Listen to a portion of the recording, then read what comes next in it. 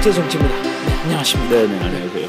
저희가 트럼프 힐러리 트럼프 제1차 TV 토론 이제 관전평 끝나고 뭐 미국의 평가가 이런 것 같다 그 얘기를 했는데 댓글을 보고 제가 참 이해가 되지 않는 면들이 좀 있었습니다. 예를 들면 어떤 분은 누가 봐도 힐러리가 이긴 토론인데 왜 이런 식으로 방송하느냐. 근데 어떤 분은 누가 봐도 트럼프가 이긴 토론인데 뭐 맞는 말 한 것 같다. 어떤 분들은 주변에 있는 모든 사람들한테 다 물어봐도 힐러리가 이긴 거라고 한다. 어떤 분은 내 주변에 있는 모든 사람들은 트럼프가 이겼다고 한다. 그러니까 그런 분들이 내가 볼 때는 나 개인이 볼 때는 이렇다고 했으면은 그건 뭐 논리적인 문제가 없는데 뭐 누가 봐도 사실 이런 말 자체도 좀 주관적인 거 아니에요? 그렇죠. 이제 이런 내가 이제 보니까 다른 거보다 특별히 댓글이 많이 붙었더라고요. 그러니까 이제 전부 다 그 자기 주관이 있는데 이제 학문하는 태도는 그 가급적이면 객관적으로 보도록 노력을 해야 됩니다. 그래서 나는 이제 우리 이 베나 TV의 그 국제 정치가 조금 그 상식을 좀 뛰어넘는다라는 거로 생각하는 분들이 많은 것 같아요. 아직까지 알고 있는 거랑 다르다라고 얘기하는데 그리고 어떤 사람은 또 뭐 상식적인 얘기를 뭐 이렇게 한다 그러는 사람도 또 있더라고요. 보니까 다 알고 있는 얘기를 왜 하느냐. 그래서 나는 이게 상식적이라면 참 좋은 일이에요. 이게 국민의 상식이 되면은 그 우리나라 사람들이 세상을 상당히 현실적으로 본다는 그런 얘기가 되거든요. 또는 이제 그게 그런 뜻이 아니라 너무 비학술적이다 그러는데 그거는 이제 우리가 또 이 방송에서는 상식적으로 해야지 학술적으로 하면 또 그렇죠. 근데 그건 뭐 이제 이 상식적이라는 말이 뭐를 의미하느냐에 따라서 이제 달라지는데 우리는 여기서 학문적인 거는 아닙니다. 학문적인 거 하려면 이제 뭐 다 자료 다 보고 해야 되는데 우리는 뭐 자료 안 보고 그냥 이제 세상 보는 그 시각을 말씀을 드리는 거죠. 그리고 또 시사를 많이 하고 이루는 얘기를 안 하는 편인데 이제 또 내가 이제 내 경험입니다. 그 우리나라 사람들이 한국 정치에 대해서 너무나도 더 현실적으로 보질 않아요. 국제 정치를. 그러니까 우리는 상당히 국제 정치에서 고생한 나라거든요. 힘들게 산 나라입니다. 옛날에 아침에 깨면은 밤새 안녕히 주무셨습니까라는 거가 하도 외적이 침입해가지고 자다 죽는단 말이죠. 그렇게 그 힘든 나라인데 거기에 비하면은 우리나라 국민들이 국제 정치를 보는 그 감정이 상당히 낭만적이고 정서적이고 뭐 그렇습니다. 그 낭만적이라는 거는 세계 모든 나라가 착하게 행동할 것이다라는 그렇죠. 그러니까 가정 위에 다 말로 다 된다는 거예요. 말로 다 되고 그리고 뭐 미국은 우리의 영원한 친구고 뭐 그래서 그렇게 그 어렵지 않다는 건데 세상이 그렇진 않아요. 근데 이제 우리가 그 학문하는 태도로 일단은 이 남의 입장에서 한번 봐야 됩니다. 세상을 남의 입장에서 제가 이제 우리 지도 교수님이 한국의 교수님, 제가 이제 사부님으로 여기는 교수님이 내가 미국에서 공부하고 와서 무슨 논문 쓰고 왔다 그랬더니 자네 그 군사 쪽으로 하면 되겠구만. 북한 군사를 연구해. 라고 얘기를 하고 그래서 또 뭐라고 얘기하냐면은 항상 네가 대한민국의 시민임을 학점을 잊지 말지만은 북한을 연구하기 위해서는 네 자신이 북한의 국가 안보를 담당하는 높은 사람이라고 생각하고 그러면 어떻게 할 거냐를 항상 고민해봐 라고 말씀을 하시더라고요. 그러니까 남의 입장에서 우리가 지금 북한의 국가 안보를 담당하는 내가 김정은이한테 충성을 바치고 우리가 이래야지 남한테 이길 수 있습니다 라고 하는 사람이라면 어떻게 할 거냐. 그거를 이제 남의 입장에서 이제 연구를 하라라는 그런 얘기를 이제 들었습니다. 근데 이제 우리가 그 인간이 공부하다 보면은 항상 그 한계가 있는 거가 이제 우리의 그 가장 그러니까 학문적으로 약한 측면은 뭐냐면은 먼저 배운 게 맞는다라고 우리는 생각합니다. 먼저 배운 게 맞는 거예요. 그래서 내가 아직까지 오랫동안 이렇다고 알고 있었는데 거기에 대해서 아니다라는 얘기가 나오면 전부 다 화가 납니다. 내가 이제 이거를 한 예로 그 이화여자대학교 대학원에서 국제관계를 이제 가르치는데 한 달쯤 한 달 정도 이렇게 일주일마다 하니까 한 4번쯤 했을 때예요. 근데 보면은 그 학생들이 다 알죠. 저 학생은 내 강의를 잘 받아들이고 있구나. 네. 저 학생은 지금 잘 접수를 못하고 있구나. 근데 한 학생이 딱 보니까 접수를 못하는 게 아니라 속으로 막 이렇게 분노심도 있는 것 같아요. 접수하기를 거부하고 접수하기를 거부하고 있더라고요. 그래서 내가 이게 그냥 그래도 그 뭐 학생이 대여섯 명밖에 안 되는 반에서 그래서 물어봤어요. 우리 그 여기 있는 학생은 내 강의에 동의하지 않죠. 그랬더니 교수님 강의 정말 듣기 너무 어렵습니다. 그러더라고요. 네. 그래서 내가 그 대학원 학생이니까 그리고 내 국제정치인데 그래서 국제정치에 대해서 혼자 공부를 많이 한 모양이구만. 내 강의에 대해서 이렇게 어렵다고 생각을 하니까. 그러니까 어렵다는 게 받아들이기 어렵다. 디스컬트가 아니라 견디기 힘들다. 이런. 견디기 힘들다는 네. 어렵다는 거예요. 네. 내용이 어렵다가 아니라 네. 그 말씀을 내가 정말 도무지 동의할 수가 없다는 그런 얘기죠. 그래서 내가 자네가 그래도 공부를 혼자서 많이 한 모양이구만. 그래서 학부는 어디 정형외과 나왔나 그랬더니 그 친구가 갑자기 얼굴이 확 변하면서 네. 그 학생이 신학과인가 어디 나왔어요. 그래서 그럼 혼자 공부를 많이 한 모양이구만. 그랬더니 얼굴이 더 하얘지는 거예요. 네. 그날 이제 그러고서 그냥 뭐 그 수업 시간에 해프닝이었습니다. 더군다나 이제 대학원에서 밤에 수업을 했는데 그리고 집에 갔는데 이메일이 왔어요. 그 학생이 자기가 이 세상에 돌아가는 데 대해서 알고 있던 그 지식과 관점은 자기 고등학교 국어 선생한테 배웠던 관점이라고. 네. 근데 자기는 그게 다 맞는 줄 알고 이렇게 몇 년을 살았는데 대학원 와서 완전히 다른 얘기 듣고서 너무나 견디기가 어려웠는데 선생님이 그렇게 질문해갖고 오늘 자기가 충격을 받았다고. 네. 그런데 그 학생만 온 게 아니라 다른 학생들도 막 그 고백하는 편지가 왔어요. 그래서 내가 그 다음 주에 가서 그랬습니다. 너희들이 네가 좋아하는 책 10권 읽으면 그건 한 권 읽은 것밖에 안 돼. 네. 근데 싫어하는 책을 한 권 더 읽으면 그때 11권 읽은 실력이 나오지. 그거예요. 우리나라 우리 뭐 모든 사람이 다 그렇습니다. 자기가 먼저 배운 거가 맞다야. 그리고 그렇죠. 그러니까 중학교 고등학교 때 배운 거가 자기가 맞다고 평생 생각하고 있었는데 대학교에서 교수님이 다른 얘기하면 그게 틀리다고 생각하는 겁니다. 그게 왜냐하면은 먼저 배운 것들은 머릿속에 저장이 돼 있고요. 이거를 바꾸는 데는 시간과 비용과 노력이 들기 때문에 그래서 가급적이면 맨 처음에 거를 고수하려는 성향은 누구에게나 맞습니다. 나타납니다.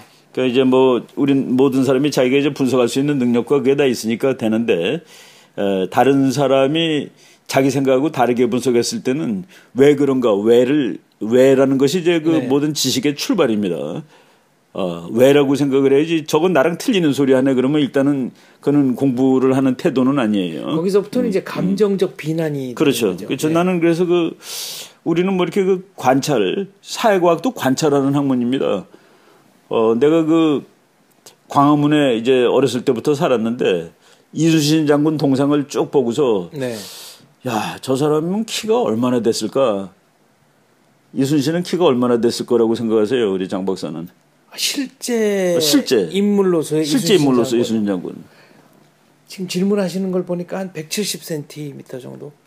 그렇죠. 네. 그 광화문에 있는 이순신 동상에 의하면 180은 돼야 돼요. 네. 기골이 장대하고 얼마나 큽니까, 그죠? 네.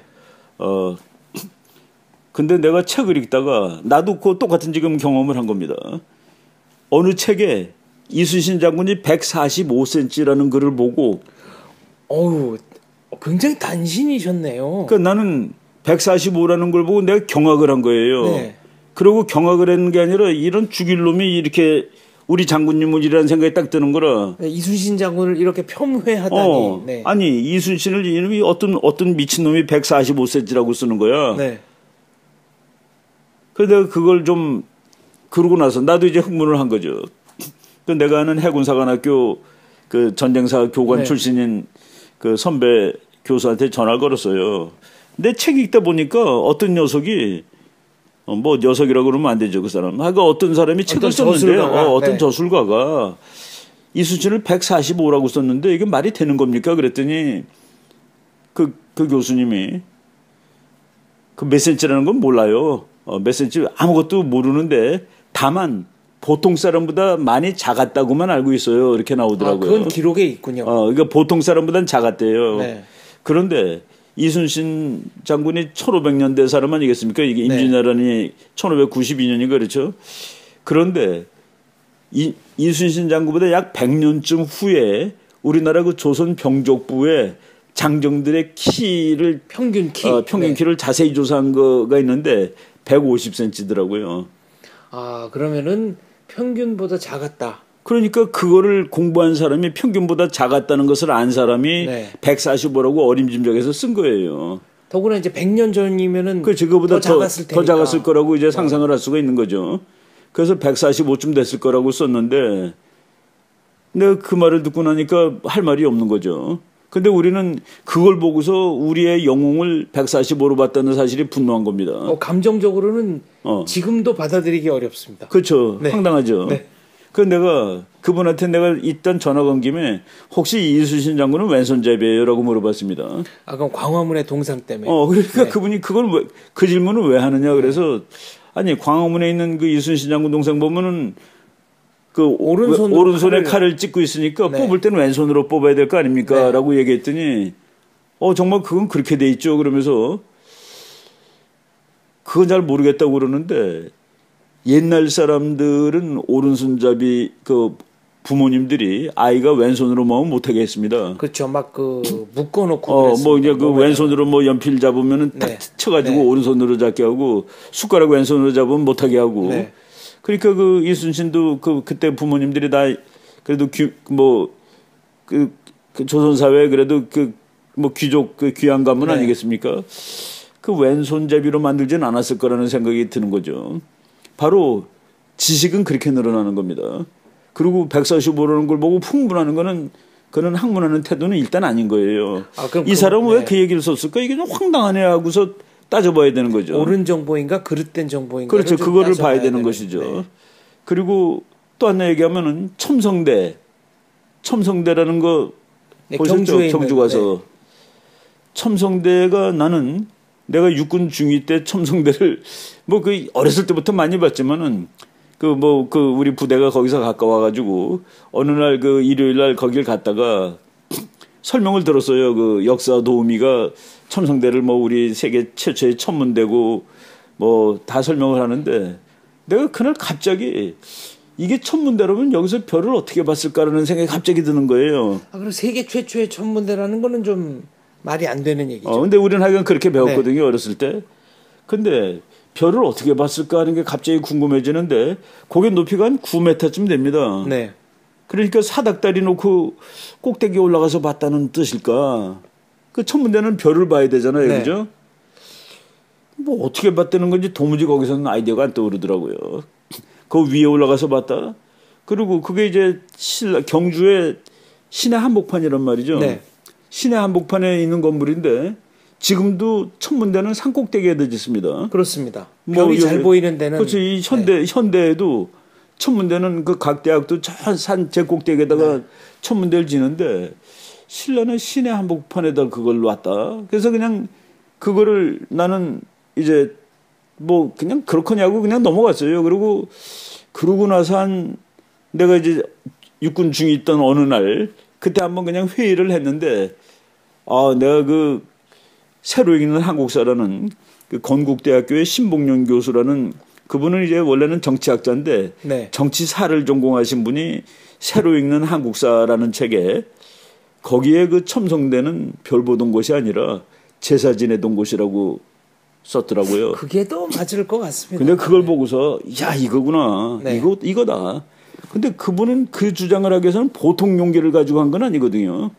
여태까지 세계 제일의 천문대고 그 통솔을 깨는데 그래서 그 사람이 제사 지내던 곳이라고 쓴 거는 사람들이 많이 모이게 하기 위해서 시내에다 만든 것이고 그리고 하늘에다 대고 이제 봄에 그러면서 그 첨성대 모양이 여자 치마라는 거예요. 그래서 이거는 생산을 상징하고 그래서 모여서 제사하던 곳이다. 자기는 그렇게 본다라고 썼습니다.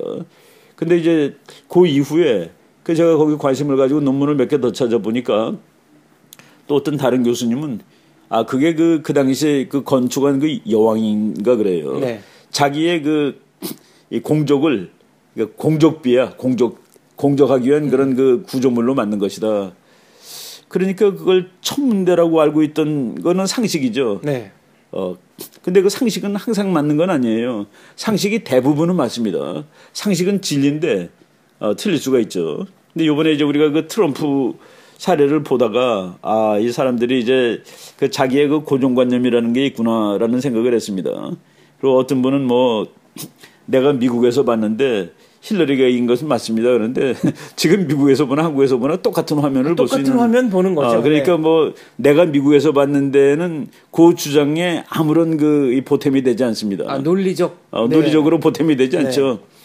미국에서 볼 수 있는 걸 우리도 똑같이 보니까. 네.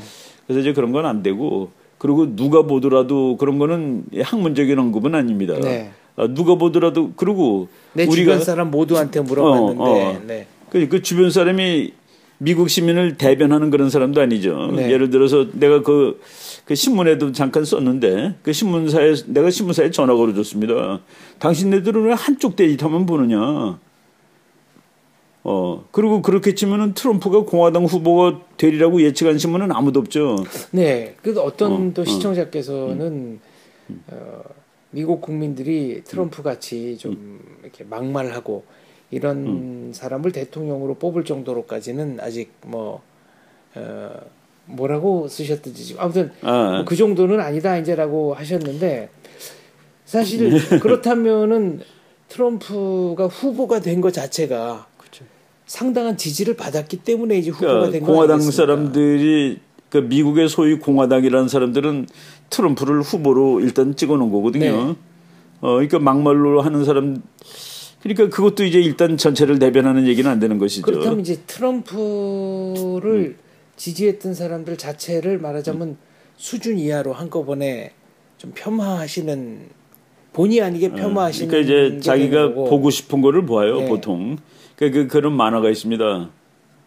이제 어떤 사람이 딱 보는데 우리 팀이 야구에서 졌네. 네. 그러니까 야구 팬이 이제 월요일 날 신문을 보는데. 우리 팀이 또 졌구나 그러는데 일면에는 3차 대전 터지다라고 크게 써 있는 거야. 네. 근데 3차 대전 터지다는 안 보고 우리 야구팀이 졌다를 보는 것이죠. 그래서 우리가 원하는 걸 보는데 그거는 이제 이 학문하는 태도는 아닙니다. 그래서 그 심리적으로 그런 게 많아요. 그 이제 그 심리학 용어들 많죠. 그 인지 네. 부조화 해가지고 이런 거 설명들 많이 하는데 가급적 이게 객관화시켜서 봐야 됩니다. 그리고 내가 아직까지 알고 있던 이론은 틀릴 수 있다라는 네. 것을 인정하는 것이 이제 실력이 있는 첫 번째입니다. 근데 네. 누구든지 이제 좀 마음에 안 드는 책은 보기 힘들어요. 그렇죠. 자꾸 반발심이 생기고. 마음에 안 드는 책이 집어던질 수 있을 때는 언제 집어던지냐면 논리가 하나도 안 맞으면 던져도 됩니다. 네. 그런데 이게 지 나름대로 논리가 되네 그러면 봐야 돼요. 끝까지. 그게 이제 공부하는 기본입니다. 그래서 우리가 학교 다닐 때 수학 같은 거 문제 풀 때 과정이 맞으면 점수 주잖아요. 네. 답이 틀려도. 그래서 그 과정이 맞는 얘기는 남의 얘기 나랑 틀리더라도 들어야 됩니다. 네. 결론이 다르더라도 저거 과정이 맞는 얘기다 그러면은 그거는 경청할 가치가 있는 것이죠. 요건 좀 다른 얘기입니다만은 대한민국 대선에서 네거티브 캠페인을 왜 하는가? 네. 이렇게 물어봤더니 선거 전문가들은 그거는 어차피 그 핵심 지지층은 지지 후보를 바꾸지 않는다. 그렇죠, 그렇죠. 네, 그 네거티브 캠페인은 상대 지지자 중에 가장 충성도가 떨어지는 사람들을 우리 쪽으로 돌려 세우는 게 목적이 아니라. 투표장에 못 나오게 기권하게 만드는 게 그렇죠. 목표지. 그렇죠. 네. 투표 이론에 그런 거 많이 있습니다. 지금 미국에서도 저 사람을 지지해서 찍느냐 반대 후보가 될까봐 찍느냐 네. 그런 건 이제 어느 선거에도 있는데 반대 후보가 될까봐 가서 찍는 사람도 네. 사실은 많아요.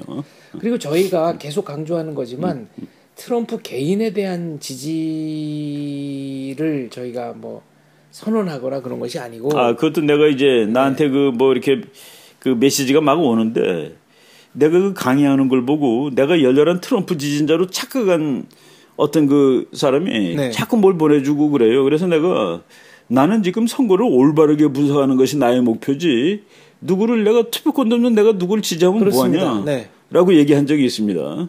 근데 지금 우리 여기서 뭐 여러 번 얘기했지만은 트럼프가 되면 우리한테 좋느냐 그게 아니에요. 저 사람이 되면 우리는 어떻게 해야 되느냐를 미리미리 준비해야 된다는 그 얘기죠. 그냥 트럼프는 안 되겠지. 그리고 힐러리가 될 거야. 그러다가 트럼프가 되면은 그때는 아주 골치 아파지고 더군다나 우리나라 신문에서 우리나라 신문 지금 편을 들더라고요. 누구를. 우리나라 신문은 압도적으로 힐러리 편입니다. 그렇습니다. 그리고 힐러리 편만 들면 좋은데 트럼프는 되면 안 된다라는 얘기까지 하고 있는 거예요. 그것도 이제 경우에 따라서는 인신공격으로 비칠 수도 인신공격을 있는... 막 하죠. 네. 그러면 안 되는 거죠. 그러다가 트럼프 쪽에서 우리나라 세계 각국 신문을 다 볼 텐데 이게 괜히 우리는 객관적으로 보도를 하면 되는 거죠. 그러니까 괜히 우리나라가 불필요한 대가를 치러야 할 그렇죠. 괜히 뭐 그럴 필요가 없는 거죠. 그리고 저희가 계속 거듭 강조하는 겁니다만은 트럼프로 표상되는 미국 그 중하층의 분노 이것은 이번에 트럼프가 당선이 안 되더라도 누군가가 비슷한 그렇죠. 공약을 반복해서 들고 나올 가능성이 매우 크다라는 겁니다. 그러니까 지금 미국의 이제 그 백인 노동자들이 미국 인구의 한 55%쯤 됩니다. 그 사람들이 아직까지는 그냥 조용히 있었던 거예요. 사일런트 모조리티입니다. 모조리티임에도 불구하고 그냥 입을 닫고 그리고 우리는 뭐 백인이니까 그냥 뭐 그러고 있었는데 이제 그 사람들이 이제 그 세계화 시대에 낙후가 된 거예요. 자기네가 밀리는 겁니다. 그리고 그 분노심이 생겼고 그래서 지금 누가 토론을 잘했다는 거는 그 학술 세미나 한 게 아니에요. 트럼프하고 힐러리가 지식 대결을 한 게 아닙니다. 그 국민들한테 나를 찍어주세요 한 그거를 한 거거든요. 그래서 우리가 그냥 객관적으로 정말 보면은 말은 훨씬 더 힐러리가 조리 있게 하고 그랬죠. 그렇지만은 트럼프는 보통 사람이 다 알아듣게 얘기한 겁니다. 그러니까 트럼프가 한 말이 틀리느냐 맞냐가 문제가 아니에요. 그 사람이 뭐라고 그랬냐면은 야 지금 오하이오나 펜실베니아 가봐라. 지금 공장들 다 문 닫았다. 네. 그 공장 다 문 닫았는데 왜 그러냐면은 중국하고 멕시코가 일자리를 다 뺏어갔다. 30년 동안. 근데 30년 동안 힐러리가 그걸 막아야 될 위치에 있던 사람 아니냐. 그거를 국민들이 더 쉽게 알아듣는다는 얘기죠. 그 틀리든 맞든 관계가 없어요. 아 그게 맞는 말 같아. 그래서 저거 찍어야 되겠다 하면은 그 사람이 이긴 거로 치는 겁니다. 그러니까 누가 더 멋있게 말을 했느냐, 더 누가 더 조리 있게 얘기를 했느냐, 누구 지식이 앞서 보이느냐 그게 아니에요. 여기서 이겼다 졌다는. 네. 그러니까 그 521명의 패널 그거는 공화당이 훨씬 적습니다. 그 민주당 CNN에서 미리 정해놓고 있다가 끝나자마자 물어본 거예요. 그랬더니 이제 62대 27이 나온 거죠. 그런데 그 뭐 10시간 지난 후에 타임 보니까 150만 명이 투표를 했는데 그거는 거꾸로 56대 40, 네. 뭐 40 몇 이렇게 나오더라고요. 그러니까 그거는 비과학적이다. 그런 게 어디 있어요. 네. 그렇게 치면은 그 뭐 비율 안 맞추고 한 것도 비과학적이죠. 2차, 3차 TV 토론, 이제 2차 토론이 10월 9일에 예정되어 있습니다만은 그 토론을 보고 나서 지금 쟁점이 되고 있는 이 트럼프의 탈세 문제나 그렇죠. 힐러리의 그 이메일 문제 이런 것 저희가 한번 좀 분석을 그렇죠. 해보도록 지금 그 하겠습니다. 줄리아니 같은 사람은 자기가 트럼프라면 두 번째, 세 번째는 안 하겠다고 지금 얘기하는 거죠. 네. 그리고 그 뉴트 깅리치인가? 아니 왜 사회자가 있느냐? 네. 그 레스터 홀츠라는 친구가 그 NBC 그 메인 앵커인데 그 앵커맨하고 힐러리는 같은 편이고 혼자서 나가지고 싸웠는데 그런 게 어딨냐라고 지금 벌써 시비를 거는 것이죠. 알겠습니다. 마무리 질문인데요. 요거는 네. 이제 TV 토론과 관계 없습니다만 힐러리가 당선되는 경우에 북미 평화 협정 체결 가능성이 있다. 이런 얘기가 지금 이제 간간히 흘러나옵니다. 어떻게 보십니까? 그거는 뭐 아니라고 봐야 되겠죠. 평화 협정이 되면은 미군이 나가는 겁니다, 여기서.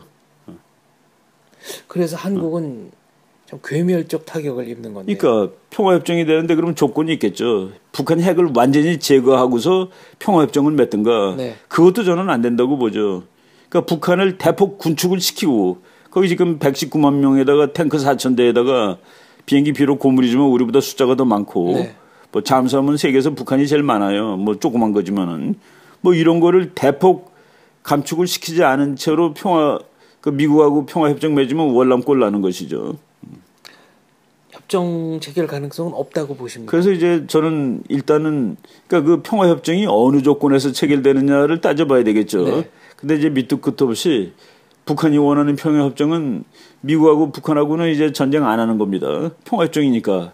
그러면 전쟁 안 하는데 미국은 북한하고는 전쟁을 안 하고 한국한테는 북한이 내려오면은 침략하면 같이 싸워주겠다는 건 앞뒤가 안 맞잖아요. 그러니까 평화협정은 곧 주한미군 철수 한미동맹 폐기입니다. 그러니까 한미동맹하고 미국과 북한의 평화협정은 같이 양립이 안 되는 개념이에요. 네. 그러니까 둘 중에 하나가 없어져야 되는 거죠. 알겠습니다. 여기까지 듣겠습니다. 그리고 2차 토론, 3차 TV 토론 후에 저희가 또 나름대로 분석을 하는 시간 한번 마련해 보도록 하겠습니다. 감사합니다. 네.